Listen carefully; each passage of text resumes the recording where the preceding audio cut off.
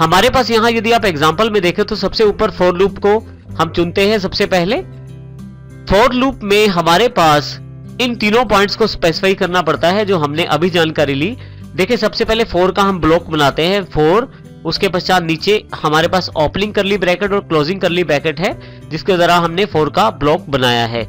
इसके साथ ही सबसे पहले यदि आप यहाँ ध्यान दें तो फॉर की जो राउंडेड ब्रैकेट्स हैं उसमें सबसे पहले हम इनिशियलाइजेशन मेंशन करते हैं अर्थात स्टार्टिंग पॉइंट, दूसरे नंबर पे हम कंडीशन दिखाते हैं अर्थात एंडिंग पॉइंट, और आइट्रेशन दिखाते हैं तीसरे नंबर पे अर्थात किस प्रकार से हमें विस्तार करना है। इसको आप नीचे एग्जांपल में भी देख सकते हैं। देखिए हमने इसके लिए एक इंटीजर लिया है काउंटर। हमने काउंटर में सबसे पहले 1 असाइन कर दिया है अर्थात जो हमारा इनिशियलाइजेशन पॉइंट है। उसके पश्चात हमने कंडीशन स्पेसिफाई कर दी है, जब तक हमारा काउंटर 50 से कम है या 50 के बराबर नहीं पहुंच जाता तब तक हमारी ये लूप कंटिन्यू रहेगी। और फाइनली हमारे पास काउंटर प्लस प्लस है, जब भी ये लूप बढ़ेगी काउंटर में 1-1 जोड़कर बढ़ेगी अर्थात 1 से 2, 2 से 3 और 50 तक इस प्रकार से 1 का इंक्रीमेंट करते हुए बढ़ेगी। हर बार कार्य क्या होगा, जो कार्य हम करना चाहते हैं उसे ब्लॉक में स्पेसिफाई कर देते हैं। देखिए हमने हेलो फ्रेंड्स स्पेसिफाई कर दिया है यहाँ पे। इसका अर्थ होगा कि जैसे ही काउंटर 1 से लेकर 50 तक चलेगा तब तक हेलो फ्रेंड्स को प्रिंट करवाया जाएगा। सेम एग्जांपल को हम व्हाइल की सहायता से भी कर सकते हैं। व्हाइल लूप हमारे पास दूसरी लूप अवेलेबल है सी लैंग्वेज में। इसमें यदि आप ध्यान से देखें तो व्हाइल का जो ब्लॉक है पहले वो डिफाइन किया गया है। देखें आप ब्लैक ब्रैकेट्स के साथ ओपनिंग करली ब्रैकेट और क्लोजिंग करली ब्रैकेट। उसके पश्चात यहाँ बीच में व्हाइल की राउंडेड ब्रैकेट्स के बीच में कंडीशन को मेंशन किया गया है, जबकि इनिशियलाइजेशन है वो व्हाइल लूप से बाहर रखा गया है और आइट्रेशन जो है वो व्हाइल लूप के ब्लॉक बॉडी में ही दिखाया गया है। और जो कार्य आपको रिपीटली करना है उसको भी बॉडी या ब्लॉक के अंदर ही उसको दिखाया गया है। अब हम इसको प्रैक्टिकली देखें तो कुछ इस प्रकार से। सबसे पहले अब इंटीजर काउंटर इक्वल टू 1 लेंगे। इसका अर्थ है कि इनिशियलाइजेशन जो है वो व्हाइल से बाहर है। उसके पश्चात व्हाइल के जो राउंडेड ब्रैकेट्स हैं उसमें हम मेंशन करेंगे अपनी कंडीशन जब तक कि हमारी लूप चले। फिर आपके पास ब्लॉक है व्हाइल का, ओपनिंग और क्लोजिंग करली ब्रैकेट का ध्यान रखें इसमें।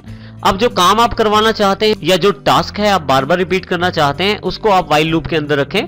जैसे मैंने यहाँ हेलो फ्रेंड्स को व्हाइल लूप के अंदर मेंशन किया है।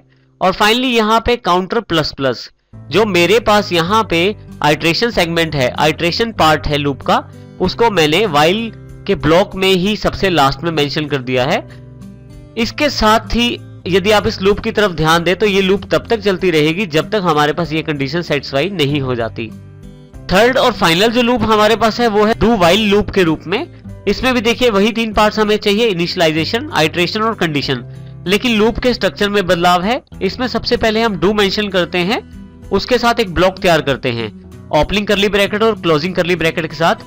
लास्ट में हम व्हाइल के साथ कंडीशन स्पेसिफाई करते हैं, जैसे हमने यहाँ पे स्पेसिफाई की है व्हाइल कंडीशन। जो एक बात इस लूप को बाकी लूप से अलग बनाती है वो है सबसे लास्ट में सेमीकोलन का प्रयोग करना। इसमें सबसे लास्ट में सेमीकोलन का प्रयोग किया गया है, जब फॉर लूप और व्हाइल लूप में इसका प्रयोग नहीं किया गया था। और यहाँ पे एक खास बात और है कि जैसे व्हाइल लूप में इनिशियलाइजेशन पार्ट को बाहर रखा गया था, डू व्हाइल लूप में भी इनिशियलाइजेशन को बाहर रखा गया है।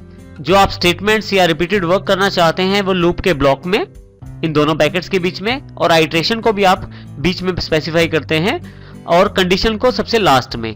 इसी तरह से यदि इसका प्रैक्टिकल एग्जांपल देखें तो नीचे की तरफ इंटीजर काउंटर इक्वल टू 1, सबसे पहले हमने इनिशियलाइजेशन पॉइंट सेट किया, उसके बाद डू, और देखें यहाँ पे ब्लॉक सेट किया, पहले ब्लॉक बनाया हमने। ब्लॉक में हमने जो कार्य हमने करना है वो हमने सेट किया है यहाँ पे printf हेलो फ्रेंड्स के रूप में, और यहाँ पे आइट्रेशन पॉइंट बता दिया counter plus plus. Finally while counter less than equal to 50, जब तक काउंटर 50 से छोटा है या 50 के बराबर नहीं पहुंच जाता तब तक कार्य बार बार होता रहे। एक सबसे मुख्य फर्क जो फॉर लूप व्हाइल लूप का डू व्हाइल लूप के साथ है वो है कंडीशन का बाद में चेक करना।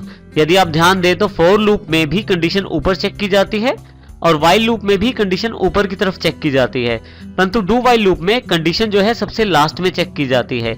इसका अर्थ ये हुआ कि यदि हमारी कंडीशन फॉल्स है और यदि हमारी कंडीशन पहले से ही फॉल्स है तो फॉर लूप और व्हाइल लूप काम नहीं करेंगी, परंतु डू व्हाइल लूप में यदि पहले से कंडीशन फॉल्स है तो एक बार वो लूप अवश्य चलेगी और फाइनली जब वो नीचे वाइल में कंडीशन चेक करेगी उसके पश्चात अगली बार वो लूप नहीं चलेगी। इसका साधारण भाषा में अर्थ ये हुआ कि डू वाइल लूप यदि आपकी कंडीशन फॉल्स है या ट्रू है एक बार अवश्य चलती है। तो इस प्रकार डू वाइल लूप जो है फॉर लूप और वाइल लूप से बिल्कुल अलग है। अब सबसे पहले हम फॉर लूप का सिंपल एग्जांपल देखते हैं। देखिए यहाँ पे सबसे पहले हेडर फाइल्स को इंक्लूड किया गया, void main ब्लॉक बनाया गया void main का। अब यहाँ पे हमने इंटीजर काउंटर एक वेरिएबल लिया है काउंटर जिसकी डेटा टाइप इंटीजर है क्योंकि हम इसमें न्यूमेरिक स्टोर करना चाहते हैं। क्लियर स्क्रीन को साफ करने के लिए। और यहाँ पे सबसे मेन पार्ट हमारे पास ये सेक्शन है, इसमें हमने फॉर लूप के साथ प्रिंट करवाना चाहते हैं हेलो फ्रेंड्स को 50 बार। तो इसमें सबसे पहले हमने काउंटर को इनिशियलाइज किया है 1 से, अर्थात स्टार्टिंग पॉइंट है। सेमीकोलन जरूर ध्यान रखें यहाँ पे। उसके साथ ही काउंटर को हमने तब तक स्पेसिफाई कंडीशन की है जब तक वो 50 के बराबर नहीं पहुंच जाता, और उसको भी सेमीकोलन से हमने अलग किया है अगले पार्ट से। थर्ड पार्ट है आइट्रेशन का। हम चाहते हैं एक एक जोड़ा जाए, अर्थात काउंटर अपने आप में एक जोड़कर आगे बढ़े, और उसके पश्चात जो कार्य करना है वो है printf hello friends। इसमें भी बिल्कुल वही रूल लागू होता है इफ वाला। यदि आपके पास एक से अधिक स्टेटमेंट्स हैं तो आप ब्लॉक का प्रयोग करें, और यदि आपके पास केवल एक ही स्टेटमेंट है तो फिर आपको ब्लॉक का प्रयोग करने की आवश्यकता नहीं रहती, इसलिए मैंने यहाँ पे ब्लॉक का प्रयोग नहीं किया है। फाइनली गेट ch, और यहाँ मैंने मेन फंक्शन को क्लोज कर दिया है।